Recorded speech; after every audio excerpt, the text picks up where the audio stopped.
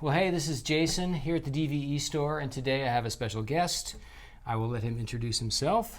Thank you. My name is Pedro, and I am with DPA Microphones here at DVEstore in Everett, Washington.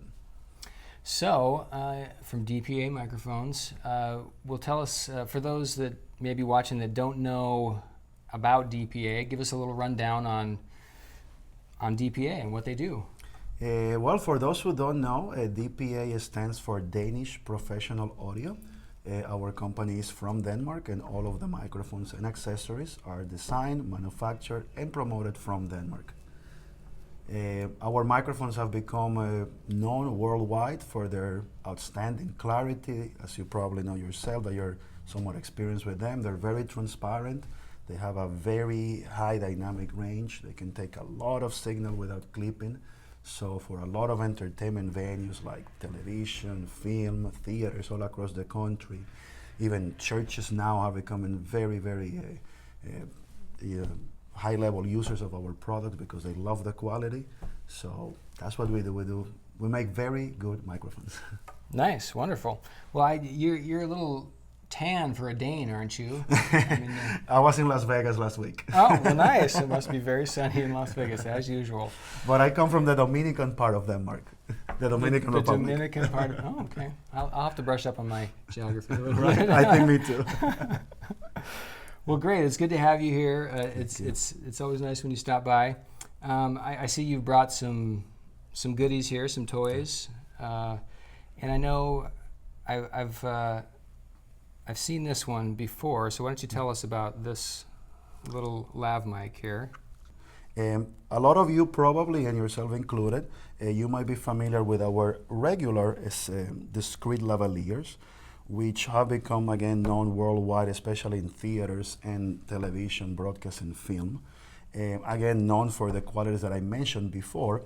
But as you probably know, and many of your customers and viewers might agree, that there's a constant request to make the microphones smaller. In television shows and theater productions in the United States, there's always, that care that goes into trying to hide the microphone and not make it apparent in the production. So what we did... I'll interrupt you for a second. I know when I'm shooting an interview or something, I don't use lavs for that very reason. I set up a boom stand and I boom a mic overhead, but there's a lot of situations where you can't do that because the person's moving around or whatever the case may be. So very interesting point you bring up, because as you probably know, I don't have it with me today, but we also have a very popular neckless microphone, and the birth of that microphone was exactly one of the situations that you have brought up. There was a reality show being made in Denmark, and for some reason in that particular scene they couldn't boom. So they came requesting, how can we put a lavalier in a different way? And that's how we came up with a necklace microphone. So you are very correct. The ideal situation would be to use a shotgun microphone sometimes, but in some situations you cannot. Another very popular situation in this country as far as that would be reality shows.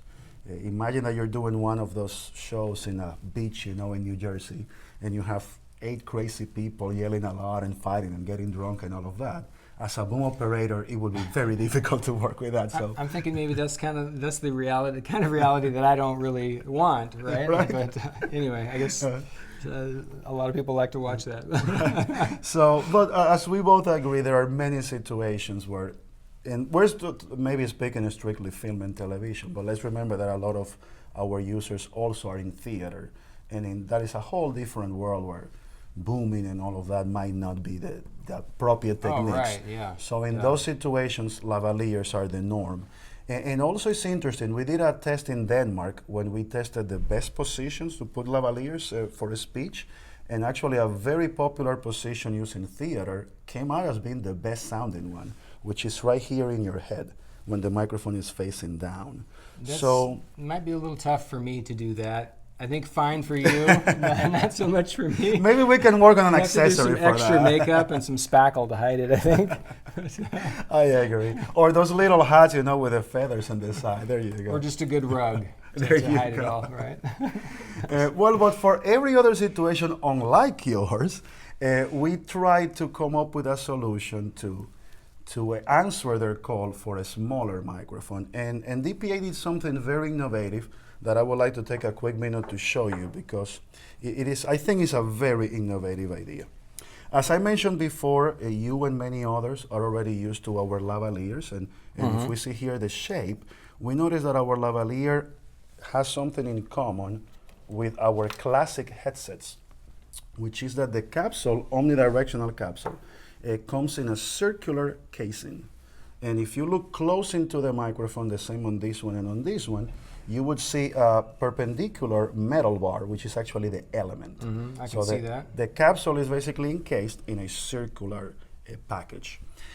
If you are familiar with our more modern headset, the Define headset, and for those of you who might be watching right now the political events in this country, you would notice that this is the one that all of the networks pretty much are using to comment about the conventions that are going on. This microphone has the capsule in a flat casing, because if you're going to be, as we call it in the industry, a talking head, you would notice that it looks, not only looks very good because it's flat against the face instead of a circular casing against the face, but it also has the added benefit that this side of the microphone is actually mute, and this is the side that is sensitive. So even though it's an omnidirectional capsule, the only part of sensitivity of the microphone is facing your source, is not facing outside. That makes a lot of sense. Yeah. Right? So what DPA did is basically model this casing and take the capsules of the 4061 and 4060s, as are called also the discrete lavaliers, and then we came with a lavalier that basically has this casing, as you notice. Actually, if you go to our website now, you will notice that our Define headsets with this casing are now called the Define Slim. So it pretty much has become the nomenclature in our company. There's been a weight loss across the board. Yes. Right? Everything's slim now. Yes. I guess we call now this the chubby one. I do like the chubby one. You gave too. me the chubby one. I see how it is. On top of the changes in the casing to make the microphone smaller, DPA did another innovation that I think it's even cooler, because I have not been able to find this on any other competitor in the industry, which is a buttonhole clip. And the purpose of this accessory, as you can probably see right here, is to be able to take the microphone and poke it through a buttonhole. And as I like to say, this is the best of both worlds, because the microphone and its body can essentially be hidden, but the element itself, which would come through this vent right here, is actually not being obstructed by any surface. So all of the technical problems that we encounter when we're covering microphones, like increased low end or decreased intelligibility and the like, all those problems can be mitigated because the capsule is actually not being obstructed by anything. As you probably know, and you guys already here have them, we had a previous microphone, and still have it, called the 4071, which is basically a 4061 pre-equalized to take care of all these problems that I've mentioned with clothing. But now this is another solution. So that one's meant to go under the clothes. Yes, the 4071. The 4071 yeah, meant to go under completely the clothes. hidden. And this one is under, except for that little snoot that comes out. Yes. It's so interesting you use that word, because when we introduced the product last year, we had an activity in Los Angeles, and the owner of that particular business didn't know what to call it. So I noticed he was telling his clients, "Oh, it's called the snoot accessory," and I'm like, you know, as soon as I saw it, that's the word that came into my mind. It looks like a little snoot. I don't know what else to call it. Maybe we should talk to the EPA and see if we can. Or maybe a snorkel. The snorkel, right? The snorkel clip. I've already have some feedback from, especially in Hollywood, California, and different parts of the country, where many No, if you're an audio guy, you should know better than to use the word feedback, right? That's true. I've gotten some comments, but I've never gotten feedback from the microphone. That's a very good point. I've gotten some comments of how useful has been to have this possibility now.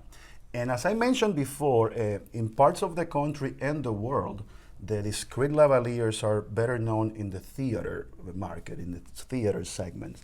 And when I now show the microphones to different theaters around the country, they really like the possibility of, as I mentioned, putting the microphone on your head because now the microphone is smaller. The fact that this side is not sensitive to sound, and the fact that the microphone then would only be here facing out and down. So it provides a very good microphone, very good sound, and they're also looking for a discrete ability to hide the microphone, especially in theaters. Yeah, I mean this is I can, you know, especially with this pattern of shirt, it's like there's no way you can see that unless you're really just right on top of it. I mean, they'd have to zoom in, like, you know, with the button. It looks great. And it comes in the two flavors that are very well known for the discrete, which is the 4060 and the 4061. For those who are not familiar with the difference, the 4060 has 100 decibels of dynamic range, and it clips at 134 decibels, which is pretty loud. However, as I mentioned, some of our reality shows happen in oceans and beaches and jungles, and people sometimes without clothing and things like that, and they get very scared. And we Americans can be loud, and we Dominicans even louder.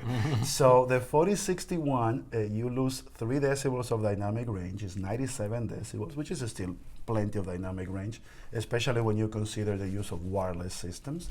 But now you're able to clip 10 decibels higher at 144 decibels. So we're absolutely convinced that that is more than enough for certain situations. Just in case you guys out there might happen to be one of those who records gunshots or explosions or things like that, please know that we also have a discrete called the 4062, and this one clips at 154 decibels. So we're talking jet engines and explosions and things like that. For that one, I don't think they're looking for slim, so we make that one really robust. Yeah, that makes a lot of sense. Yeah. So while we're talking about wireless, let's what is this compatible with as far as wireless systems? Very good question. At DPA, because we only specialize in microphones, we take great care to be able to be adaptable to the most popular wireless systems out there. So for example, right here I have what is called the TA5F connection. Maybe you can show both ends of that. And this side right here is what we call the Microdot connection. So you would notice that what I can do is take the Microdot end of this lavalier, and I can just screw it in. And you would notice when you are screwing it in that there's like a little click that happens towards the end. That means that the adapter is locked. This solution is very attractive to engineers that might find themselves using different wireless systems from project to project. One day you might be using one brand name over the other. But we also have the option at the company of having the microphones hardwired. So if you're a professional who always uses the same wireless system, most of us engineers would agree that it might be safer to have it hardwired. However, for those who need to change from system to system, we do have the Microdot connection. Yeah, and maybe we can get a shot of this, how we're hardwired into the Sound Devices 688 down here. I don't know if I can turn this and you can see that a little bit better, but so we've got XLR adapters that we're just plugged right into. That is our very popular DAD adapter for XLR. And as you know, you're an engineer, us purists, you know, we believe that if you want to really test the microphone and see what the microphone does from the bass, probably with an XLR connection, it would be more appropriate. Nice. I find myself in a lot of situations, especially with headsets, where people still prefer to have that wired connection. So we do have it available. Yeah, good. So let's say that somebody already owned a less expensive wireless system, because we know Electrosonics is great stuff, but it's pretty expensive. So let's say they had a less expensive system like a Sennheiser wireless system, and they wanted to use just a really good microphone with it. Can you adapt this to a Sennheiser wireless system? Absolutely. In my experience, Sennheiser has 2 different connections, I believe. So for example, right here we have, I believe their systems are called Evolution. Don't quote me on that, I only know a little about Sennheiser. Yeah, the G3 is very popular. Yeah. Actually, in at least in our area, in the Western United States, the Sennheiser is probably the second or third most popular option. Another very popular option is the one for Shure. That would be the TA4F. We call it the 6010. It has the number 10 right there at the top. And something that some fans of the DPA might be wondering when they get these adapters and they see these numbers, or even you as a dealer, if you notice in the product, in the part number of the product, if you, for example, see the number 10, that means that the microphone is hardwired to a Shure adapter. In this case, if you see the number 34, then that means that the microphone is hardwired to a Sennheiser adapter. But to answer your question, actually, yes, our most popular adapters right now, in order, would be Shure, Sennheiser, and Electrosonics. But we also have others, AKG, Line 6. In Europe, there's a very popular company called Wisicom, very high-level products. We also have those adapters. So, and the more they come, the merrier, as we say here. Yeah, nice. So it sounds like it's very flexible as far as all the different systems you can use it with. Yeah. So, and if I may just add one more thing to that topic, now with the whole situation with frequencies that are going to be auctioned and the loss of frequency spectrum in the wireless bands and all of that, not only users and organizations, but also manufacturers are trying to get creative into how to mitigate all the problems that are going to come with these changes. And one thing that I've noticed is that some companies are having the option of low-powered systems, as well as some other well-established companies in this country who, from the get-go, their strategies to have low-powered systems on the wireless. And by low power, I mean transmitters that operate at less than 3 volts. I think the common norm is just for longer battery run times. Is that the I purpose? believe one of the reasons, but I'm not an expert in that. There might be other technical reasons why they prefer to use low power. But as I understand, using less power then will extend the life of your battery. So yeah. But one point to say with that is that if you plug a microphone that is meant to receive 5 volts and you only give it 3.3, then you're losing dynamic range, you are increasing the noise floor and all of that, all of those problems. Some engineers have gotten very creative into how to fix those problems with their equipment, with their equalizers and all of that. However, we at DPA have one microphone exclusively made for that situation, which is called the 4063. So if you ever see in the DPA catalog website a discrete lavalier with a number 3 at the end, it means that that microphone is for low-powered transmitters. That is a very attractive solution to many users. For example, in Canada, I met a professional who's thinking of putting wireless system in the players, rugby, football, and all of that. And they have this very flexible system, so the players, if you bump into them, it's not a metal casing that might actually puncture them. But this system is low-powered. And he looked and looked and looked and had so many problems until we told him, hey, we have one just for that, and he loved it. Yeah, I can't. Wow. Putting a wireless transmitter on a rugby player, that's something else.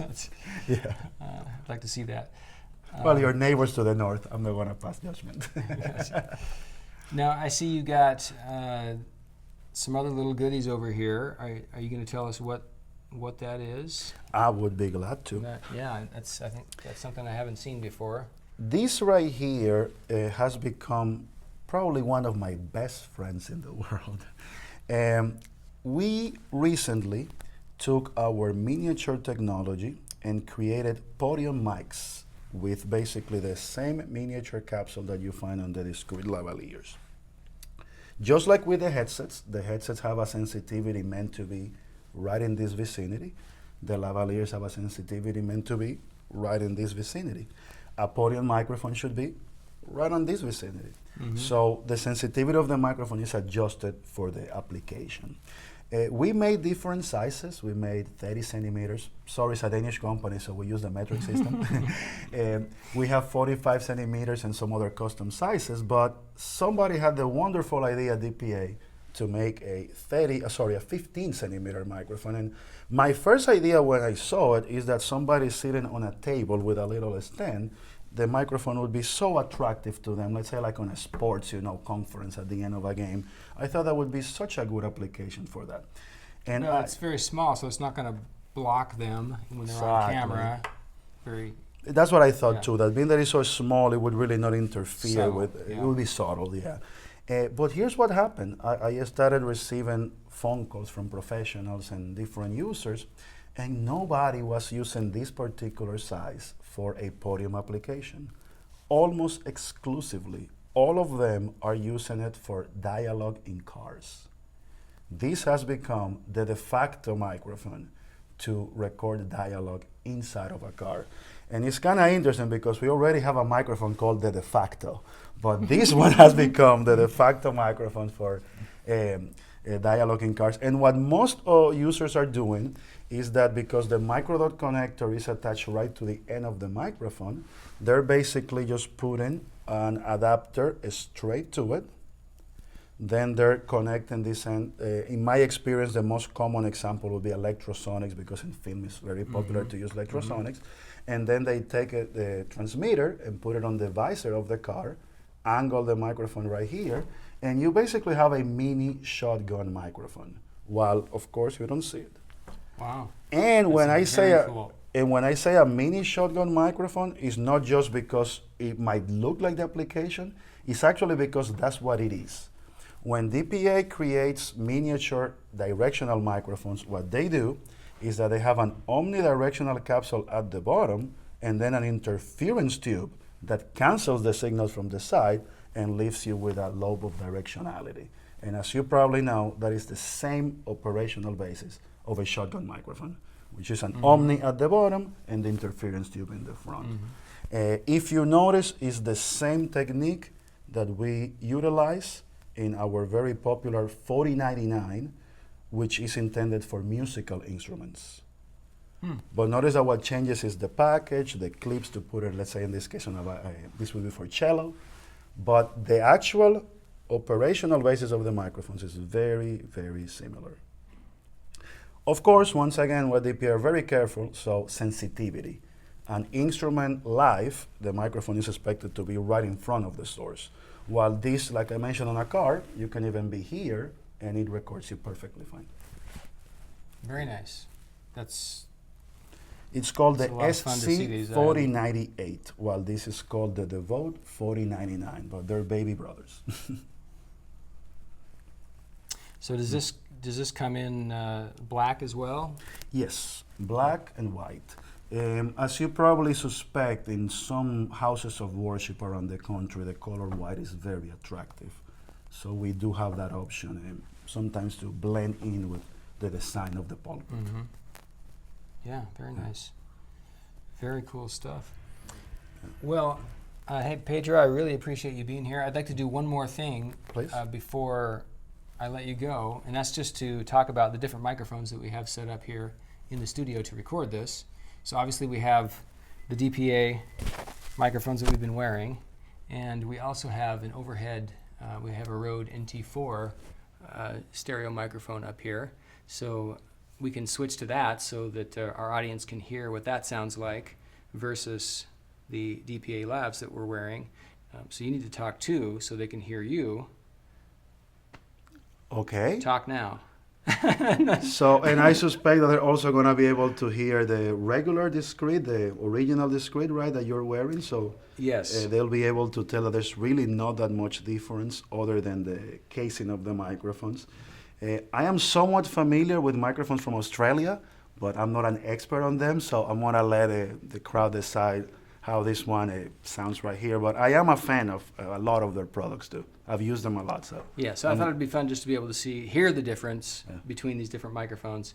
And also we can now switch to the, we've got a JVC camera back there with an onboard shotgun microphone.